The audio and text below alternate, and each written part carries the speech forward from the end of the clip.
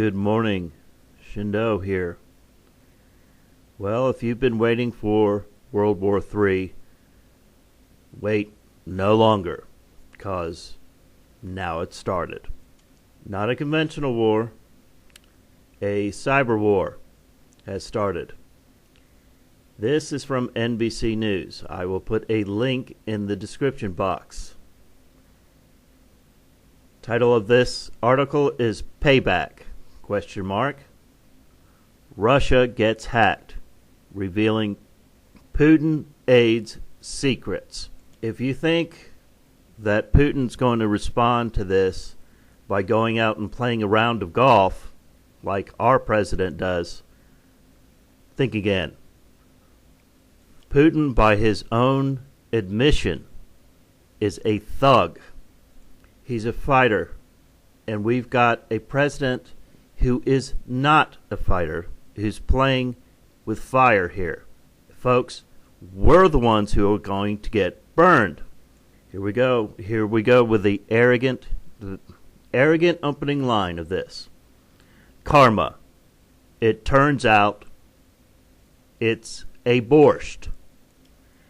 A Ukrainian group calling itself Cyber Hunter has released more than a gigabyte of emails and other material from the office of one of Vladimir Putin's top aides, Vladislav Surkov, that shows Russia's fingerprints are all over the separatist movement in the Ukraine. While the Kremlin has denied the relationship between Moscow and the separatists, the emails show in great detail how Russia controlled virtually every detail of the separatist effort in the Russian-speaking regions of the Ukraine, which have torn the country apart and led to a Russian takeover of Crimea. And unlike the reported Russian hacks of the Democratic National Committee, the Ukrainian hack reached deep into the office of the Russian president. Quote, "This is a serious hack," unquote, said Max Chabrutsky, head of the Digital Forensic Research Lab of the Atlantic Council, which has searched through the email dump and placed selected emails online. We have seen so much happen to the United States, other countries, at the hand of Russia, said Chabrutsky. Quote, "Not so much to Russia. It was only a question of time that some of the anonymous guys like Cyber Hunter would come to strike them back," unquote. A senior intelligence official said the U.S., quote, "had no role," unquote, in the hack. I assure you Russia's not going to see it that way. Surkov has been a close aide to Putin for more than a decade, serving as both deputy prime minister and Putin's deputy chief of staff. The hacked emails date from 2014, a period during which Surkov was called the, quote, "gray cardinal," unquote, of the Kremlin, Putin's behind-the-scenes aide responsible for managing Russia's most crucial operations. He guided separatists not only in the Ukraine, but in the breakaway, quote, republics in Georgia as well. It is as if the Russians were able to hack the email of Ben Rhodes, the Deputy National Security Director and close aide to President Obama. Specifically, the anonymous Ukraine hackers were able to download the Outlook email accounts of Surkov's assistants, including a, quote, Masha, unquote, and a, quote, Uvenga, unquote, according to the DFRL.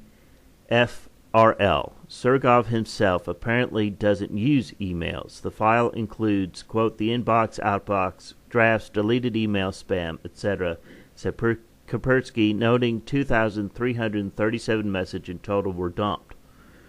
A senior U.S. official, asked if the material was authentic, told NBC News that there was, quote, nothing to indicate otherwise, unquote.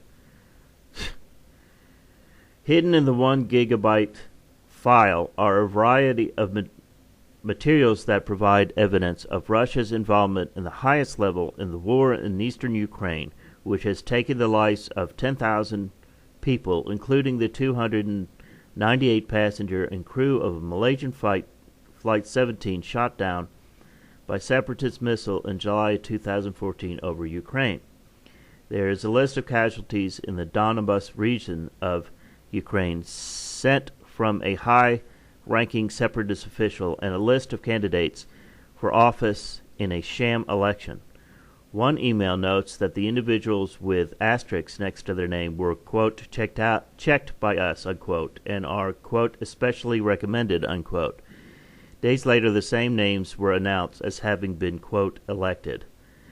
There are expense reports and proposal for a government press office in Donetsk, scenes of some of the fiercest fighting, a three-person operation for separatist propaganda with an editor, reporter, and webmaster. One of U.S. officials told NBC News that the material confirms much of what the U.S. believed was going on at the time, that the Kremlin was running the separatists at a micro level. In fact, the official noted that Surkov's name was the first on a list of Russians and Ukrainians placed under executive sanction by President Obama in March of 2014, citing his role in the separatist movement. The action froze his U.S. assets in the United States and banned him from entering the country. Similar actions were imposed by the European Union. Cherpasky said that he believed that since Russian authorities realized they were dealing with a violation of international law, they wanted to keep the details in their emails close hold. He said that while he believed there is nothing likely more hacked material and that it may prove politically sensitive, he doesn't know what for sure or whether, quote, cyber junta like WikiLeaks will continue to dump material. Quote, it's all time and probability, how much effort you put in and how much effort the adversary puts in, unquote, he said.